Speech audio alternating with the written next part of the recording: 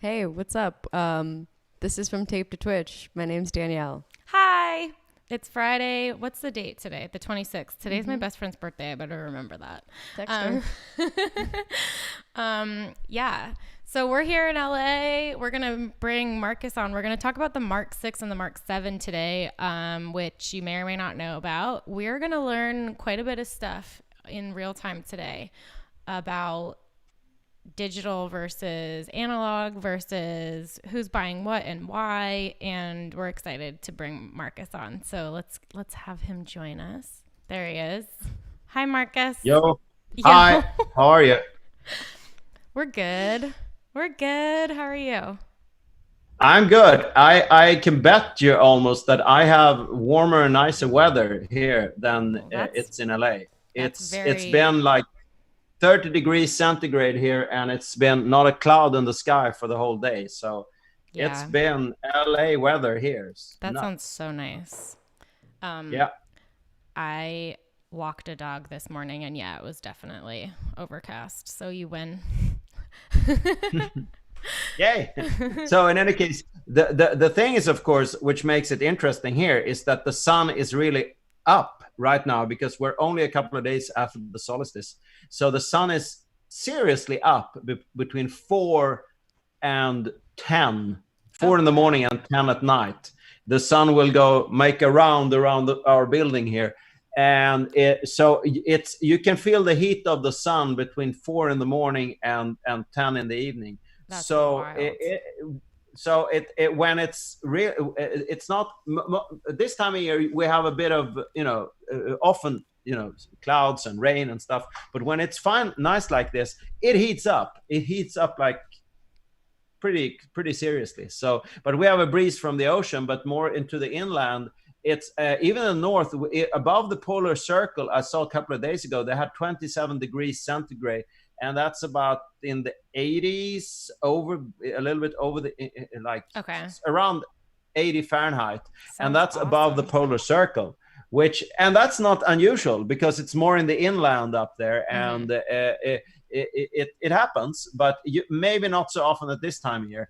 But of course, that must be really interesting being up there and having literally the sun being up all the time, and you have Constant. like that kind of temperature. That's Wow. pretty wild. So Summer that in doesn't happen often. Stockholm. Yeah, summer in Stockholm, very different than summer here. We just had our, as you know, I mean, last week we said Glad Midsummer. Midsummer. So Yeah. we don't really celebrate summer solstice here, but it was Oh, just, you disappeared. oh, hello. Am I back? You're completely silent. Hello, am I back? Zoom froze. Danielle Zoom. is also completely I silent. Oh. know, because Zoom fucking. Excuse One, me. two, three, four. Zoom is frozen. It's One. frozen. It's just frozen. Frozen. Frozen. Oh, ah, damn. What do I do then? One sec. Okay. No. You're fine. You're fine. It's us. Okay, here we go. Now you're Okay. Sorry, back. Now you're back. Zoom, Zoom froze, was frozen. so we We couldn't. were freezing. Oh, So interesting. sorry. Yeah. And you were silent. So interesting. Zoom was playing some tricks with us here. Yes. The connection is really good. Otherwise, that came out of the blue completely. So Yeah, I moved a knob, so I'm not gonna move that knob again. Yeah, So, no more Then don't. knob moving. Noted. no, Um, no, don't. Don't do that. Let's dive in. Can you tell us what the heck a Mark 6 is? The Mark 6 is my take on the old 400, so to say. So after having serviced them for a little bit more than 10 years, or around about 10 years actually, I started to tinker around with making the whole instrument basically. Now, as some people might know, Dave and I took over the whole original archive and all the spare parts and everything in 1990, and Dave was, of course, selling out of the old inventory, basically tape frames, motor controls, all kinds of spare parts, special screws that you need that some people had lost, lids for a certain for a little box inside of the instrument, and rollers already done.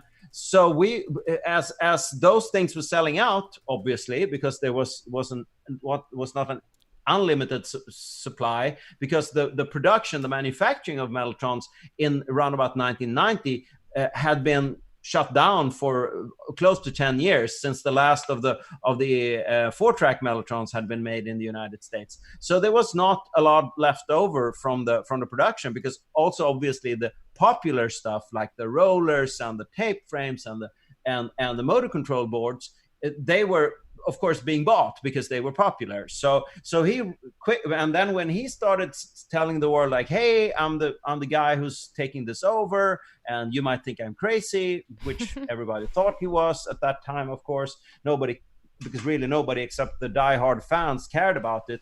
Right. So he said that, well, when he got an article in Keyboard Magazine, and people started to use the instrument again. Of course, he was running out of parts. So we'd of course decided, and that's where I came in big time, to first of all make the motor control boards, then make tape frames, then make other certain small parts for it, and so forth. So we were kind of like nudging towards a complete production. Of course, it was quite a step, to go into full production, of course, because you need the key frames, the keys, and the cabinet, and those are kind of the hard things to sort of sort out. But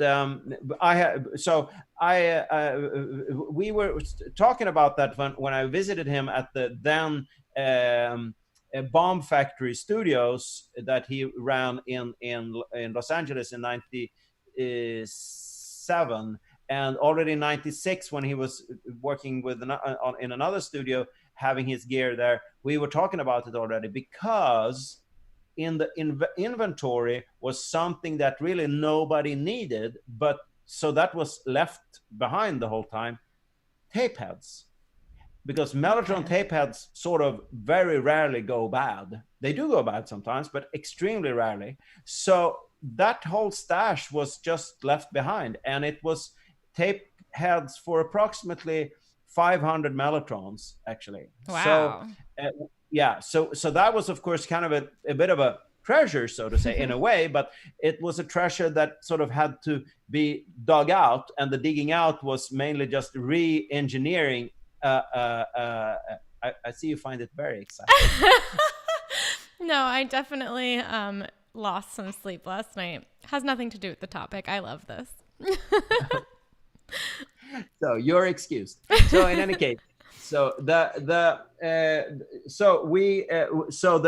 digging out, so to say, meant quite an undertaking, which was just to basically make all the other parts that were needed. We had some parts. There was some like odd bits that you would never sell, that nobody ever needed, like a rail where you can mount the heads in and stuff like that. That was also left over from the production, and so we had some parts like that, but we didn't have any keyframes, and we didn't have any complete key sets. So we found the original manufacturer of the keys in England, and we said to them, Herberger Brooks was the name, and we said to them, we don't know anything about keys, but the problem that has been with the old 400s was that the keys would skew, especially the later ones from the mid to late 70s. The keys would warp, basically, and there's some adjustment. You can do a little bit of adjustment to that, but if the key is like very much warped, you really can't really fix it except by taking it out and using heat, and it's a process to straighten the keys out. So we just said that's the only important thing, and the British were like, oh, jolly good, yeah, well, no problem, we have kiln dried wood and it's excellent quality and yada yada. And we get the key heads. I ordered 10, and 3 of them are warped, and I'm like, what the hell? And they were like, oh, sorry. Sort of. And I'm like, sort of. Dudes, I mean, that was the only thing I said or wrote also in faxes, as it was back then. That's the only important thing. So I was like, so are you going to replace me? Some sort of compensation here, because it takes a lot of time to fix this. Yeah. And they were like, oh, we're very sorry. The old company is bankrupt. So, but we have started a new company called Langer Keyboard Actions. And you can order from us. And I'm like, well, what about any kind of compensation? Oh, we don't take responsibility for the old company. And they were the same people running it. And Oh I'm my like, God. yeah. And I'm like, Danielle's laughing. what the hell? And I was like, okay, but I was sort of like, but how do we make sure that the next batch isn't warped? And they were like, oh, we can laminate them, which means that you glue basically 3 layers of wood with the grains like this, Okay. In normal wood, all the grain is in the same direction, of course, because it's one piece of wood. But laminate is so the different forces inside the wood that wants to warp it, they are cancel out, so to say. Exactly. So there's 3 layers of wood with basically the grains looking from above or like this. So I get 10 of those, and they're perfect. And it's like I think I tried it last time, saying like, why didn't you do it in the first place? You definitely owe me key beds for compensation. And they were just like, no. So I went to a German manufacturer, and I had no problems with them as far as the warping of the keys was concerned. I said interesting because yeah. So that's kind of, and the Germans also, they had ebony key tops, so the overall quality of the keys was increased quite a lot. There were some other issues with the German company because apparently Germans nowadays can't read drawings, so they made 2 runs perfectly and made templates and charged for templates and stuff, and then the 3rd run came. And on the mellotron, the black keys are slightly, on an analog mellotron, I should say, they're slightly, the black keys are slightly less deep than on a piano. A piano is about 9 centimeters, and the mellotron keys are about 7 centimeters deep. That's, you can look on one later. You can see, it has to do with how the front panel is made and all that stuff. In any case, but first 2 drawings were made, templates were made, fine, no problem. I get 2 runs, great, fantastic. The 3rd run, the keys are the standard piano length. I'm like, what the hell? So and they kind of reacted a bit funny with that. So I changed to yet another manufacturer that made even better ones. So the last 50 that I made were of this even better manufacturer, and they were great, and they were also German. So those Germans could apparently read drawings. And the funny thing is, of course, I speak fluent German, so there was no way of they being like, there was no language barrier or anything like that being a problem here. So so that was kind of just one little detail of the sort of adventures of already in the beginning of making these. So, but when we started out, of course, wanting to make new mellotrons, we built upon the experiences both Dave and I had fixing these things for close to 10 years, because since 1990 up until and Dave had even done that even before that, starting around about 87. So we had around about 10 plus 10 years of experience in fixing old mellotrons.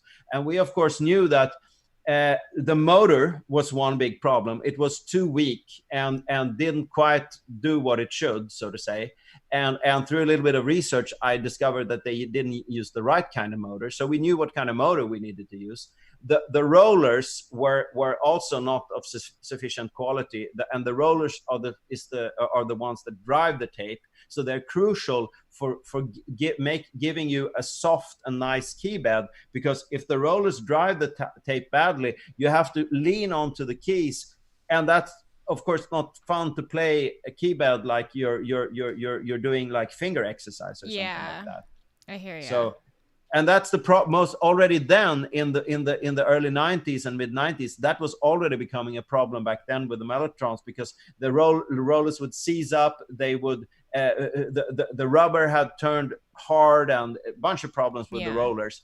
And then the other thing with that was inside the 400 mellotron, there is like a little lip where the tape goes over, and that gives the tape a lot of friction. So that means that the roller has to pull the tape more than necessary. So I came up with the idea of replacing that lip with rollers, so the friction would be reduced. On the Mark II, actually, there is inside the spring mechanism, there are 2 rollers inside of there that gives the instrument less friction. So a Mark II is much easier to play than a 400. So and since the mechanism inside the Mark II for the springs where those rollers are, that's not feasible to recreate on a 400, because as you know, the 400, you want to take out the tape frame. I mean, if it's a big complicated mechanism, you can't, that will flop out and give you a lot of problems when you're pulling out that tape frame. On a Mark II, it's not a problem because it's permanently installed and it will be in the instrument for the whole time, so to say.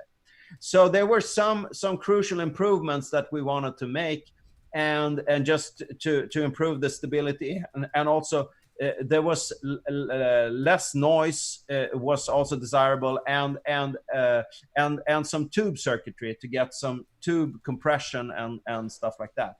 So all of that we implemented in the Mark VI Mellotron, and we started. The first one we delivered was to Noel Gallagher of Oasis, and he used it on the album "Standing on the Shoulders of Giants." And I'm gonna try to play you a track from that album. If okay. That's okay. I think it's gonna work. I think it's gonna be great. I'm gonna mute myself to be sure here, and then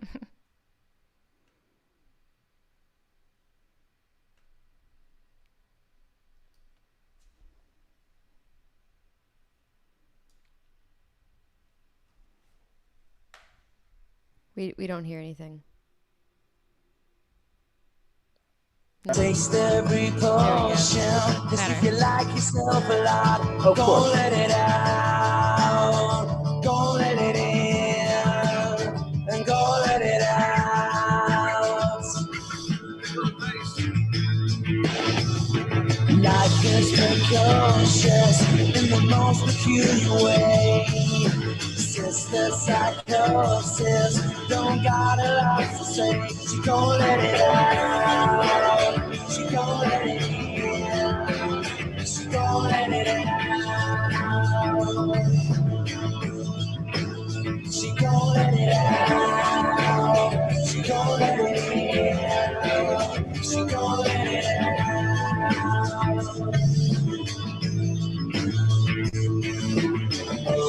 Is it any wonder why princes and kings our clouds are capable in their sort of rings?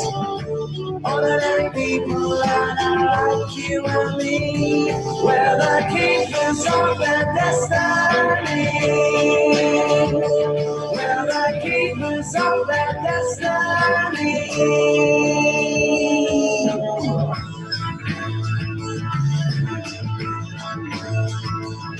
I'm going leaving the city, I'm going driving out of town, and you're coming with me. The right time is always now, so go let it out, and go let it in, and go let it out. So go let it out, so go let it in, and go let it out.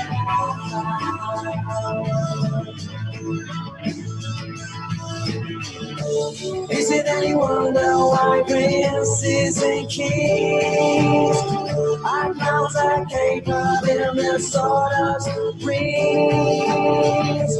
Ordinary people that are like you and me, we're the builders of their destiny. We're the builders of their destiny. We're the builders of their destiny. We're the builders of their destiny.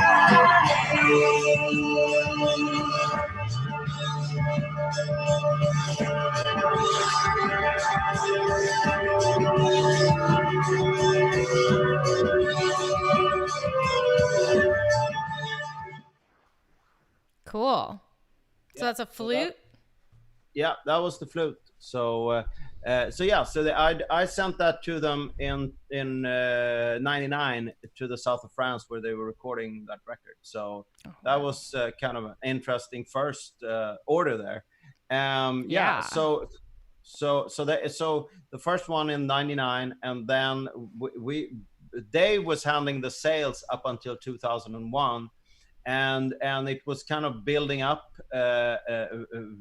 But of course, September 11 was a little bit of a downturn, so to say. But we kept on going. But Dave decided to give. That was during this time. We were discussing that he wanted to give the business to me, basically, because he wanted to focus on his studio and his keyboard collection and other things, basically, except Mellotrons. So I was kind of reluctant because I had never handled the sales. I had always been in the background just doing tech stuff. But he was adamant that he wanted to. It's funny to think about now because you're so involved in sales now. Yeah, exactly. So I took it over, and it was a gradual process, and we had some. We were at NAMM. I was at NAMM 2000, and I helped put some together in LA with him, and we started discussing it already then. Okay. And then it was just a gradual process until it was all done in 2002 when I sent him his number, the number one, the official serial number one, so to say, which he still has. So that was but I mean we still cooperate on projects. The On the Martineau project is one example, and he's still a great friend, and we're just, you know, he's awesome bouncing ideas with and stuff like that. Very cool. So we moved ahead, and in 2004 I delivered a Mark VI to John Frusciante of the Chili Peppers. And in early 2005, I delivered one to Flea, and they used that one when they recorded their Stadium Arcadium album, and also the subsequent albums that they did before they got the digital Mellotrons. But Very I cool. guess they still are using, especially Flea still uses his Mark VI Mellotron. And John Frusciante got a mahogany one that he subsequently sold. I don't know exactly where that is right now, but I did some tweaking on it just a year ago, so in LA. And cool. Flea got a white one with a bunch of tape frames that I assume he still has. Actually, when it had taken a little bit of a hit in shipping, that machine. So in early 2005, I went to his house in Malibu and adjusted it, and he was super nice, and you know, made us tea, and we were talking about Mellotrons and keyboard sounds and stuff. Awesome. And all was good, and I left, and I think just a couple of years later, that house burned down in the first Malibu fires of modern times, so to say. Wow. Yeah. But from what I understand, he had moved out all of his gear. So it was kind of interesting, but I was like shocked, because also you wouldn't think that neighborhood could burn down. It you know, not a lot of forest, and you know, didn't seem like it. But as we know, Malibu can get hit really hard with fires. Mm-hmm. The fires that were recently I think were worse, but Point Doom burnt and stuff like that. But yeah. In any case, I was actually just in Malibu last week, and I saw Chad Smith at Point Doom. There's this burrito joint, and he got like 6 breakfast burritos at like 7:30 in the morning. Oh wow! You should have said hi. He's a super nice guy. Yeah, he was talking to us. He was just like, do I have to wear my mask? Where are the burritos? He had like backwards cap. He was ready to hang. Forever kids. Yeah. Exactly. No, we hung out a little bit in Stockholm when they were here a couple of years ago, playing at the Globe Arena, and he was asking me about the Swedish and Norwegian black metal scene back in the 90s. Something that I'm not very familiar with, actually, but there's some what's his name? There's a director, a Swedish video director that was sort of in the outskirts of that scene, so to say. He has directed he's directed a bunch of videos, like music for videos. Different bands. Oh, yeah, I don't know his name. His name is not Ålund, because we just spoke about the Ålund brothers, but I'll remember his name. He was very. It could be through him that they got to talk about it. In any case, so that they ordered Mellotrons, and then also a really early one that I delivered in 2000 to Norway was for the band Aha that were reforming. Actually, that was very early 2000. They were just putting on. It had been ordered in 99, but it took some time for me to get it ready. So they just barely got the instrument to put some overdubs onto their reunion album, basically. Wow. So so Minor Earth, Major Sky is pretty good album, actually. Aha is a very, very underrated band. They have much more than Take On Me under their belt, I can say, and they have some of their records are really amazing and quite dark and moody, as you might not think. I had no idea. I'm gonna check them out. Yeah, especially in the United States, they're only known for this one song, but they've got, and also their later albums after the reunion have some of them are, well, they have all are very of high quality, and some of them are even pretty outstanding, like that Minor Earth, Major Sky album. Cool. So that was another one of those early customers, and he also got a bunch of tape frames, lots of sounds, that he used on all of their subsequent albums. And then also Omar Rodriguez was hanging out a lot from Mars Volta. He was hanging out with the Chili Peppers a lot around there in 2005. And he got one also. He got a white one, a white Mark VI. Is he he's not the singer, is he? No, he's the guitarist and main songwriter. Okay. Exactly. And then in 2002, Linda Perry got also a Mark VI. And then when she was going to record Christina Aguilera's double album, whose title escapes me for the moment, we can find it for sure. Yeah, it was I think it was the album that had either the one after Beautiful or one of those records on the double album had Beautiful on it. It might have been their album after. In any case, Linda had been writing for Christina, and Christina was like on top of her game at that time. Yeah. So Linda definitely splashed out. I think she has 28 tape frames, actually. So and a lot of those and each tape frame has 3 sounds. So she has the equivalent of a digital Mellotron in tape frames, which is kind of that's funny. Which is like a room of well, it's like a small room of cases, because I made these cases where you can stack the tape frames in, so it's kind of easy to take them in and out of the tape frames. So it doesn't take long to select new sounds, and if you're talking about analog Mellotrons, that's kind of it's sort of a convenient way of storing and having them, so to say. Mm-hmm. So she got a bunch of those rhythms, like the bossa novas and cha-cha-chas and stuff like that, but also Chamberlain sounds, and you name it, she has it all. Tons of sounds. So and she's very sweet lady, very, very nice, and she used it on. She had it at the studio Kung Fu Garden that was on Magnolia Avenue in North Hollywood, and she used it on a bunch of records. That's cool. Maybe we'll do an episode on Linda Perry Productions. Yeah, well, that's quite she's done a lot of stuff for sure. so to say. And then I don't remember, no, I think around about 2005 also, the Teddy Bears Stockholm got a digital mellotron.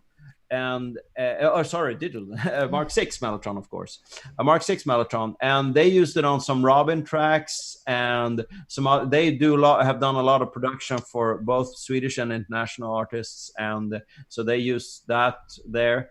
And then the Cardigans, around about the same time, actually got 2 of the Mark VI mellotrons. I don't know for sure what they've used it on, because ironically enough, that was the time when they were kind of dwindling down a little bit. And wow. I maybe on their very last sort of original record where the whole band was on it, so to say, they used it. And a side note is that the very fantastic musician who sadly passed away 10 years ago, I think, Mark Linkus, he bought one also. And he produced the first solo record of Nina Persson, who's the singer of the Cardigans. Oh, wow. A Camp was her band, the name of her band. He used it on that record and used it on numerous other records. He got a few tape frames also with a bunch of different sounds. So he also was fairly early with getting one of the new analog ones. One of the last bands to get a Mark VI mellotron was the Swedish death metal band Opeth, who in later years now have turned into more of a prog band, and they have done some really great albums. Cool. And it's much more to my liking, of course, than the growl metal stuff they did before. He's a super nice guy, the lead singer and main songwriter, and they have 2 digital mellotrons also on stage when they're touring. So it's but in the studio they use the Mark VI analog wow. mellotrons. Yeah. So in the course of all this, of course, we of course we knew all the time about the Mark V mellotron, which is from the 70s, the double manual mellotron where you can change out tape frames, mm-hmm. and which is a fairly rare beast. But when you sort of have proven that you can make Mark VI, a single manual mellotron, it sort of itches in your fingers if you could do a double manual one. And of course you get all the inquiry from different enthusiasts and people, but people underestimate how difficult that is to make, because you have to have a completely straight stainless steel rod that's about 1.5 meters in length, like 5 feet or something like that in length, that has to be completely straight within 1/100th of a millimeter, and that's not very easy to accomplish. And how there's do you a even bunch of know that it's that like, how is that even measurable? Oh, I just use my iMesh. I just eyeball it. That's 100. We gotta. No, you use actually something called. It's funny. That's a very trivial name for it in Swedish. I don't know what it's called in English. It's called a clock in Swedish, which is totally It's a very bad name. It actually looks a little bit like a stylus or a pickup on a record player. Uh-huh. But the stylus is like a little. It's like a little stainless steel pin with a little ball at the end, and the top unit, and that's why it's idiotically enough called the clock in Swedish, has a little dial, and it's a very fine precision mechanism. So when the stylus moves a little bit up and down, the clock, the little dial shows, okay. and they can make them that accurate, and you use them in what do you call it in English? Mechanical engineering.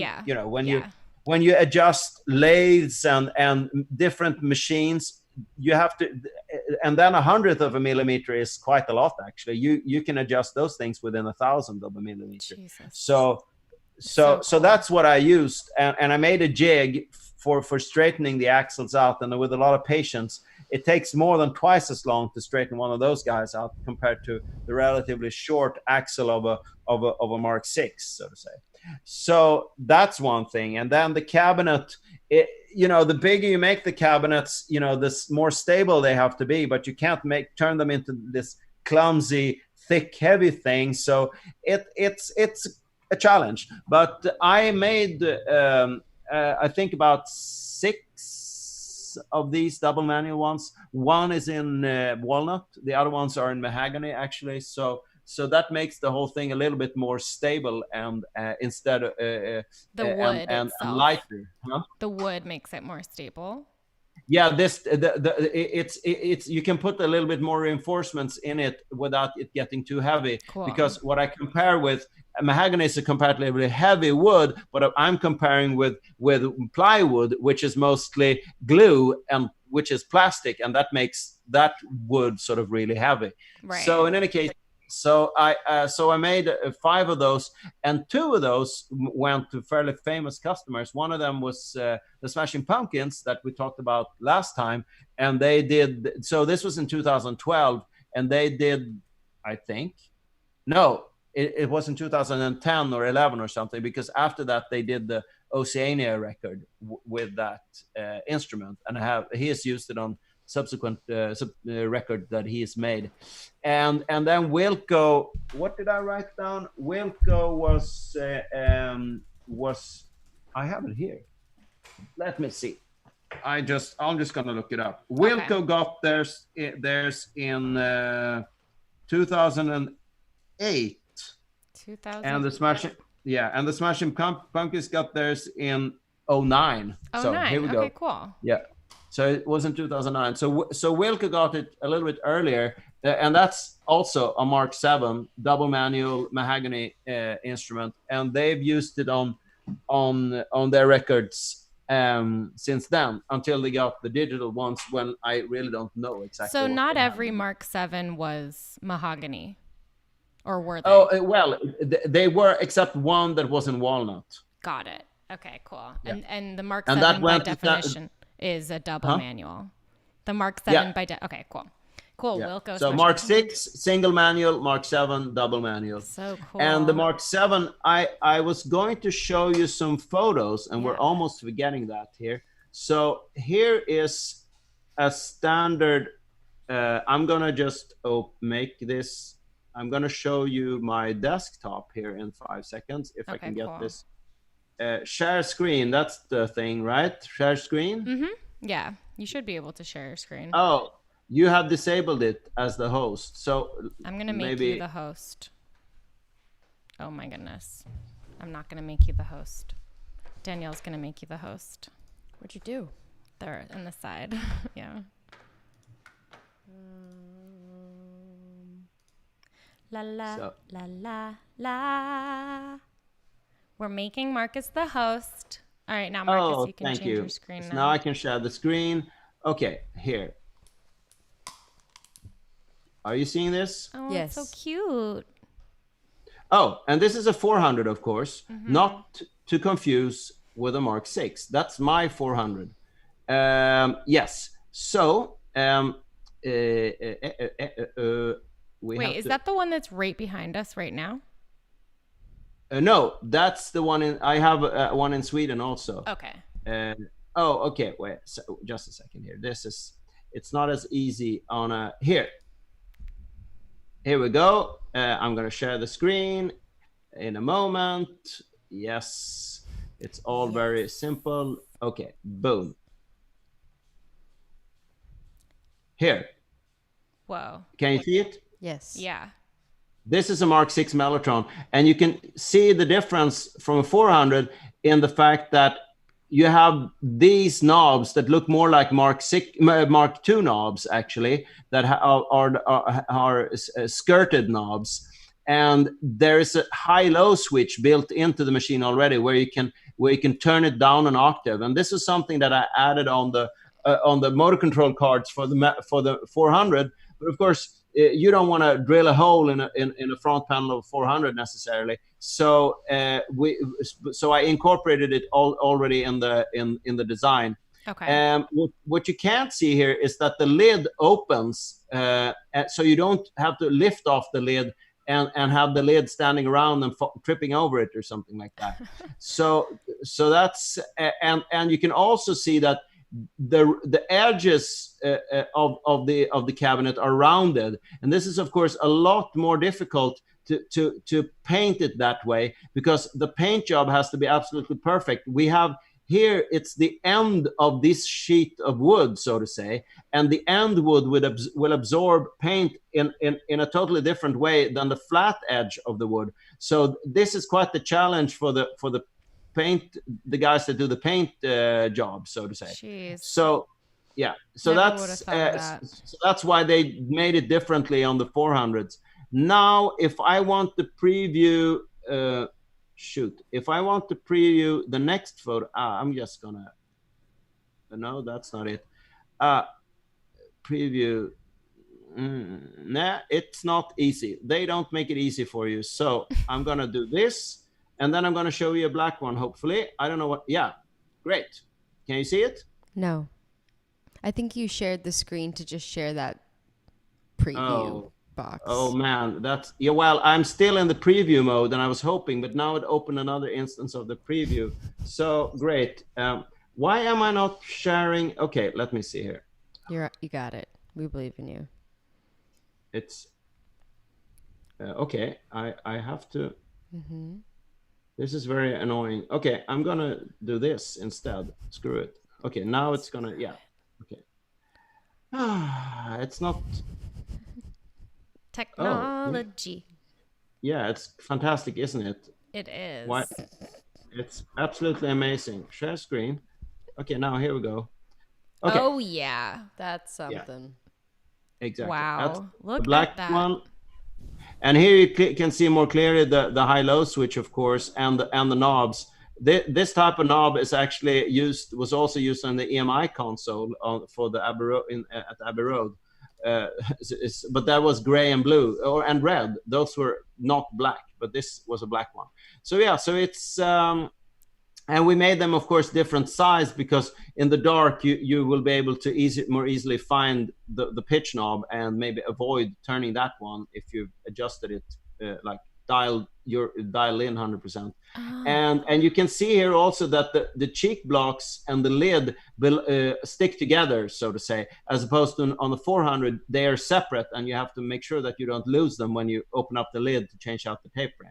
So now I'm going to close this window again because it's so very clever, the whole thing, and here I'm going to show you a real rarity. Boom, and then share screen, and then this. So this is a walnut Mark 6, and I didn't do many of those. I made maybe 2 or 3 of those. So yeah, so it's, and as you can see here, this is not your cheapo veneer stuff. This is a solid walnut pieces. So this board here consists, my cabinet maker takes whole pieces of planks, basically planks of walnut, makes the pieces themselves, glues it together, and then with like a, I don't know the English names for them, but planer, a planer and some other tools, like big ones. I mean, not your hand planer, of course. They turn them into these planks, and this lid is not easy to make, because if you glue just solid wood together, it will warp. And as you can see here, the lid consists of 2 pieces: the top piece, which is this grain, and then you have the slanted piece here, which is this different grain. And this piece of wood has a tendency to warp, become like U-shaped if you look at it from the side. But yes, you can see here, it's pretty damn straight over there. So this is so people that are just like, why don't you make it out of, and why don't you just do, it's not easy. You're like, so So ironically, this lid here at the bottom cover, that is actually veneer, because it would be a nightmare. And you can also see the grain of this wood is typical of the veneer. You don't have like a bunch of pieces. This is like a big surface of that they have taken out of a big log, so to say. And so this is walnut plywood, and ironically enough, you can get them to match, and as you can see here. So cool. They turned out pretty well. So boom, another closed window. Yay, hey. And then I'm just gonna open another little window here, and it's coming along. Here we go. I want a walnut one. I want a plexiglass one. Yeah, she's Danielle. Always talking about the plexiglass one. It sounds sick. Yeah, that one's cool. It's my favorite topic to hate, because that's another one of those examples of why don't you just make one in plexiglass? You know, have you ever glued plexiglass and it's brittle as hell, and you know. I'm not gonna name there was a DJ artist. Huh? The requester. Yeah, the requester was a DJ kind of artist that can charge, you know, like maybe $100,000 per gig back in the day. And he was kind of surprised when it was like this was a digital one, by the way. Yeah. So I was asking him basically 5 times as much for a digital clear one than for a normal one, and he was shocked. And but the other thing was also that he requested the keys to be covered in stainless steel. And I'm like, dude, first of all, do you know what you're asking for? And second, you just do one gig with your DJ partner there, and you've got 3 of these, you know. So this is going to be months of my work time here, so don't complain about it. And I'm not going to back down on the price. Huh? They should have made like a pretend one and just like pretended. Exactly. Or sorry, I'm just adding to the DJ hate here. Yeah. No, so it was kind of, and I also told him, like, you can just pay, I don't know what, like 15% more, and you'll get a standard one and this one. How about that, to make the deal a little better for him, you know?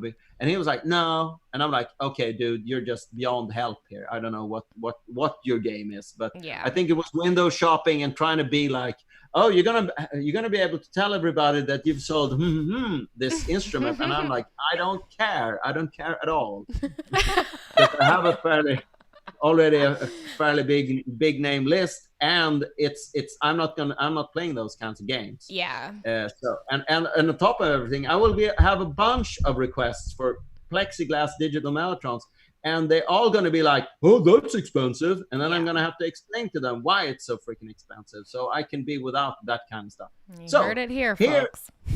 No more plexi. I said, you heard it here, folks. There will be no plexiglass. I'll email. Well, I can make one, but I just don't want to hear complaints about how expensive it is. You know, I won't complain. If you're a big rock star and you want your big rock star custom thing, I mean, I don't think Led Zeppelin were complaining when they were asking for their, you know, like custom cars like John Bonham had, or when they were renting the Starship Boeing to fly them around in the United States. Jesus. I don't think they were like, well, that's expensive. Yeah, we can't have budget rock stars. Like, that's not exactly that. No, you don't. Exactly. Danielle is a rock star, so so just invoice me. I'll PayPal you. Yeah, sounds good. I'll do it. Yeah, so I don't know. Did I get this going? Can you see the mahogany? Yes, we can see it. Mark 6? Yeah, excellent, beautiful. So this is like the one that John Frusciante got. It could be the one. I don't know for sure, but it's not. I have it somewhere in my records. So here you can see the lid wood being like solid, massive mahogany. And then you have the lip of the lid, which is another piece that's sitting in the other direction, which is also solid.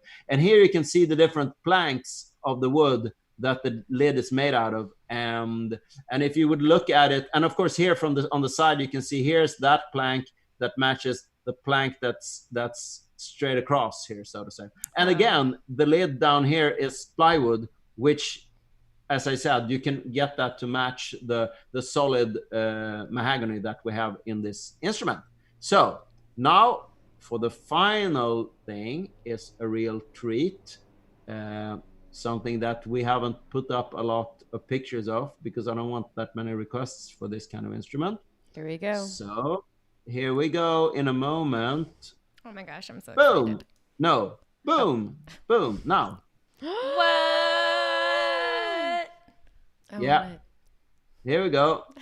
So that's the Mark VII.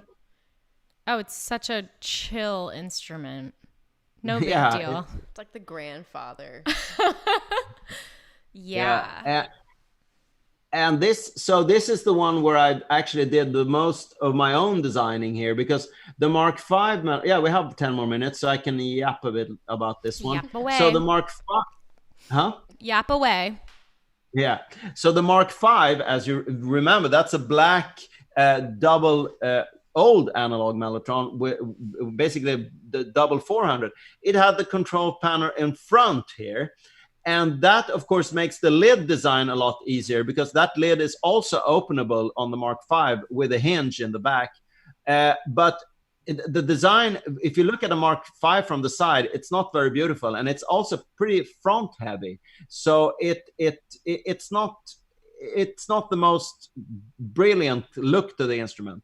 This will look exactly like a Mark VI, or similar-ish to a 400, just a little bit taller from the side. So it has this beautiful aesthetic of the 400/Mark VI design from the profile, but it's got the controls conveniently placed there. Of course, the reason why you don't want to place the controls next to the right next to the keyboard is because the track selector mechanism needs a little bit of space, and to put in a control panel here and here would make the instrument at least 4 or maybe probably 6 inches longer, and you don't want this cabinet to be any bigger than it is.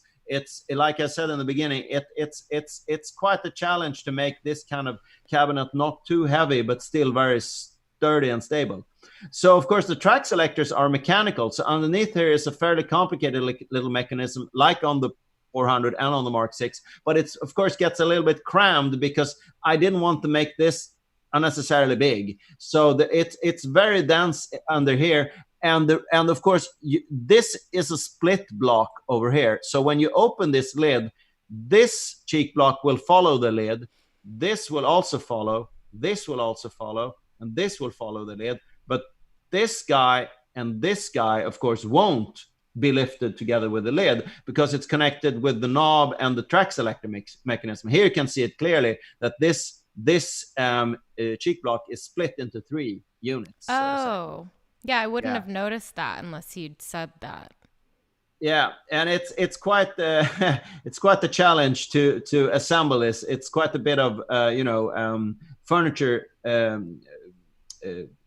design, so to say, to put it all together with screw with like wooden screws, and you don't want them to be visible, and you want the whole thing to be fairly easier to take apart also in case of servicing. So, and then of course the controls are your standard controls. You have the on-off switch, you have the volume, the tone for the left hand, and then the volume and the tone, volume and tone. I have to read more carefully. Volume, tone for the right hand side, and then we have the high-low switch here, and here's the light. Because on the Mark VI, there's a backlit mellotron logo. That's where that idea comes from. The 400 had a switch that you twisted, and it would turn on, and it would have a lamp inside. Nothing like that would ever be approved by the authorities, modern authorities, and haven't been made since like the mid 70s. So that was not an option, and I didn't want to add any more objects to the front panel of the Mark VI. So the front panel has the logotype mellotron that is engraved through the panel. So, and behind that, there's a frosted plexiglass piece and some lights. So the Mellotron logo actually lights up, and that's the on light for the Mark VI. Of course, we don't have that here because we don't have that kind of front panel. So I had to put in a little light that shows now that it's turned on, basically. And this is the headphone jack, to my great surprise. Didn't you make it? I am a little bit surprised about this now. I have to honestly tell you. It was quite some. You did make this, right? I did make it, yes, for sure. I'm just surprised. It must be a 3.5 millimeter jack, and this is the headphone volume, of course. And so the Mark VII has a real headphone amp inside, which is something that they, for inexplicable reason, saved on the Mark V, because when you put in the headphone jack on the Mark V, which is a very convenient feature, of course. That's one of the things the 400 lack, a headphone amp. When you put in the headphones in the headphone jack, the output level on your line output will go down, and the frequency response will also be a little bit mushy. So it's kind of a not such a great design, that headphone jack. So this headphone jack is a fully like 100% buffered amp that doesn't affect the line out at all. So the Mark VI and the Mark VII has also got a tube-driven line output stage. That's something I forgot to add here. That it's a semiconductor preamp, because the preamp, because the heads were made for semiconductor impedances, but then we put in an output stage that you can get a little compression, and it's a transformer-less balanced output also, which is kind of convenient to have in a studio, a tip ring sleeve balanced output. And so this, and the Mark VII also has this, and down here you can see there's a volume pedal jack, and that's also something that the Mark VI has down here. But the Mark VII, as you can see, has an oblong hole, and that's because it's got two volume pedal jacks, of course, because you can have two volume pedals, because the two keyboards are, of course, independent, so to say. And this, just to mention briefly, of course, for those listeners that are not familiar with analog mellotrons, they have three sounds each on each side. So this left-hand side has, for example, cello, flutes, and violins, and this can have vibraphones, choir, and piano, or something like that. And the track selector is a three-way ABC track selector that selects one of each of these three sounds. And you can, of course, like on the 400, you can blend between the A and B and B and C tracks. And all of this is, of course, also available on the Mark VI analog mellotrons, so to say, which is also available on the 400 mellotron, of course. Any questions, real briefly, before we end? We haven't had any questions from watchers today, which is different than usual. But I just am amazed. It's such a huge project. And so you were getting requests for these, or this was sort of a solution to a problem that you could see happening? Well, we were, of course, joking about, as we were joking for all these years, ever since 1990, when are we going to build a Mark VI? Ha, ha, ha. First as a joke. And then, of course, when we had started building them, it was the joke, of course, when I'm going to do the Mark VII, more as a joke. But then, of course, we got requests for double manual mellotrons. And I sort of decided that yeah, it's feasible, it's possible, let's do it, so to say. Oh, by the way, this little logo type, can you still see the picture? Can you still see? Yeah. So this is sort of this is the Mark II logo, the Mellotron logo. It's a simplified version of it, and but of course it's in gold on mahogany on one of the on the Mark II mellotrons. It's like a transfer, more or less. It's not like a sign. It's more like a rub-on transfer kind of situation. So gold on the mahogany, but here I did it in black on a golden surface, so to say, and it's anodized aluminum, just like these other parts. They're also gold anodized aluminum, which goes, of course, really well with the mahogany. Then one little final comment: the number one Mark VII mellotron that I did for David Keane actually has a non-centered panel, which makes things a lot easier on the inside. It has a black panel, and in all honesty, I don't remember if it's on the right hand or the left hand side. I think it's on the left hand side. It's got a black anodized panel, and it's above the key bed, so to say. But of course the centering is a little bit more tricky to do, but so that's what I decided to do on all the other Mark 7s. So there's one Mark 7 that looks different from the other ones, and also that one has mahogany cheek blocks here, not the black ones. Right. This is also something that I thought looked nice on the Mark II, and I wanted to recreate on the Mark II mellotron. And of course, this lid opens also with a hinge in the back. Otherwise, you couldn't take out the tape frames, which is, of course, absolutely essential on one of these instruments, because you want to be able to take out the tape frames and put in a new sound. That's the whole point of all these 400, Mark V, Mark VI, Mark VII instruments, that you can expand your library, you can change the sounds out, and that's of course the only real genius idea that the Mellotron company contributed with, because the original idea of all this, of course, as we know, comes from Harry Chamberlain and the Chamberlain instruments. Yeah. Do you mind stopping sharing your screen real quick? Yeah, no. I don't mind. Thank you.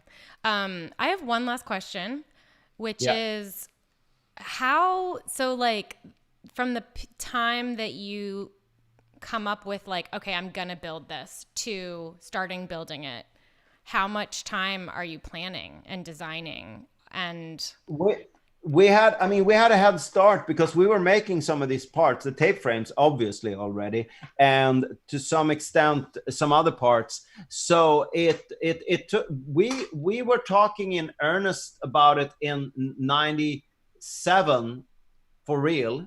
So it took me like maybe 1.5 years or something like that because I didn't start right away when I came back from LA in 97. So it 1.5 years approximately, I would say, it took for me to source, do the drawings, because there were no drawings at all, and source all the parts and the manufacturers and everything for it.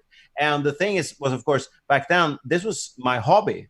I was doing technical consultancy as an engineering physicist, and I also did translations and other technical consultancy work. So this was like something I did in my spare time. Right. So if I would have been like full time, maybe it would take me like 8 months or something like that, work time. Something. It's not for like it's not for the sort of person that needs an instant gratification. No, exactly. You need some patience here. Yeah, definitely. And of course, I could build on all the knowledge I had gathered from making all the motor controls and all these other parts that I mentioned, that I had gathered a bunch of experience basically. And for instance, the rubber molding for the rollers was already in place because we needed those as spare parts for the 400. So it was more like a gradual process that I was doing at that time. And then the build itself really is an undertaking, clearly, based on what you shared today.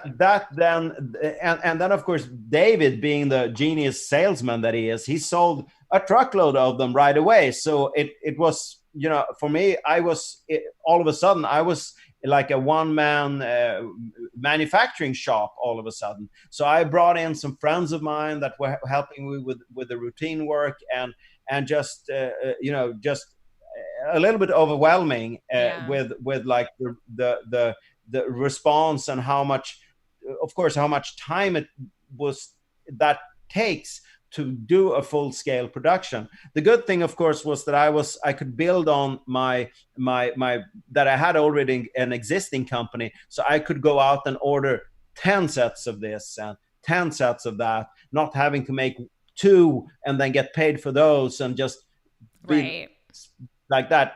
That made things, of course, a lot easier, because these precision lathe, I should say, flywheels are made out of solid steel, that are this size. They don't come cheaply, so to say. And all the guides have to be precision milled in aluminum, and it's a bunch of expensive parts, basically. So and there was a reason why they were $4,000 in 1973, and we were charging, when we came out with them, I think we charged $4,500 for them, actually. But of course, we didn't have any middlemen between us and the customer. But still, we were kind of trying to keep the prices reasonable. But which was impossible to keep up. So we after a short time, we had to increase the price to like $5,500, and now it's more like around about $7,000 for a Mark 6 Mellotron. Really good. Yeah. That's amazing. If you know how much work it is definitely. Yeah. Well, that was really awesome. Thank you so much. Is there anything you want to add, Danielle? Thank you. We'll have to keep putting off the Skeletron just so that we can keep using it as a joke. But at some point we should discuss it, because I feel like that's a really awesome thing just to show photos of and discuss like all of that. But what an amazing thing to discuss.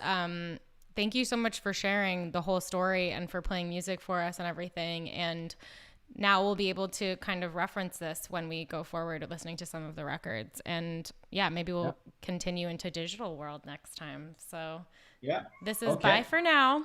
Until next week. Bye. Yeah. See you soon. Bye. See you soon, Marcus. Thank you.